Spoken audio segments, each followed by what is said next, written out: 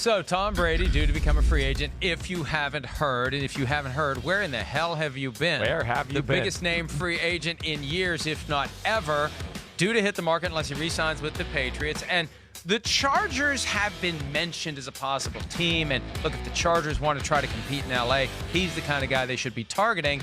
Austin Ekeler, who recently signed a 4-year contract to stay with the Chargers, presumably as their top running back, was on NFL Network, and he made the pitch for Tom Brady. Tyrod Taylor may not be happy about that. Said, Austin Ekeler, we just lost a lot of leadership in Phillip Rivers, so it's like, all right, there's a void there. Also, Russell Okung, one of our tackles, got traded. He was one of our team leaders as well. So there's a void in leadership. It's an opportunity for people to step up. But if you bring a guy like Tom Brady in the room, he's been there, done that. He's already got the leadership qualities, and he's already proven that he's a winner. So, hey, we can build something around that too. Well, Tyrod Taylor's also a leader, not necessarily a winner yet, but I think it makes a ton of sense for the Chargers to be interested in Tom Brady from a team standpoint, from a business standpoint. I don't know that it makes sense for Brady, Peter, because then he's got to deal with Patrick Mahomes and the Chiefs twice a year and compete with them in the division. But if I'm the Chargers, I'm at the front of the line to try to get this guy. Well, I would agree with you totally on that, Mike. And, to me, I think the biggest issue becomes, what is your team? And I think Tom Telesco, who's the general manager of this team, comes from the Bill Polian school of draft and develop. And I don't mean this to be a cliche. He's obviously stepped out of character sometimes and gone and signed free agents. I get that. But in this particular case, it's a totally different year. You're moving into a new stadium, and you're moving into a stadium at a time when everybody is wondering who's going to show up. They didn't show up at a 28,000 seat stadium. Are they going to show up at a 70,000 seat stadium? And so that is the big issue the Chargers face. And look, you're only going to continue to get fans if you win. I get it.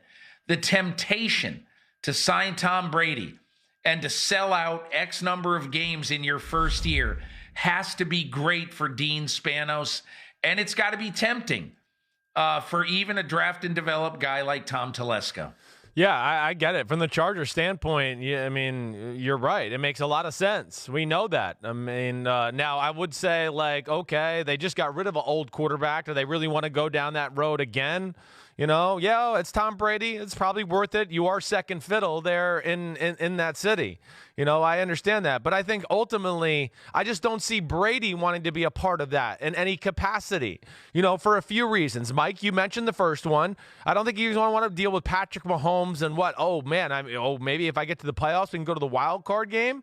All right. I don't think he wants to be a part of a team that's going to be second fiddle in a city. I don't see that being a thing either. There's a horrible offensive line there with the Chargers. I don't think a guy that 43 wants to deal with that. And then I also don't think the Chargers and their coaching staff are enough of a proven commodity to make him want to go there and go, ooh, I trust that group can build something special. So I get it from all those other angles. And if I'm Austin Ekeler, I'd say those things too. Come on, Brady's awesome.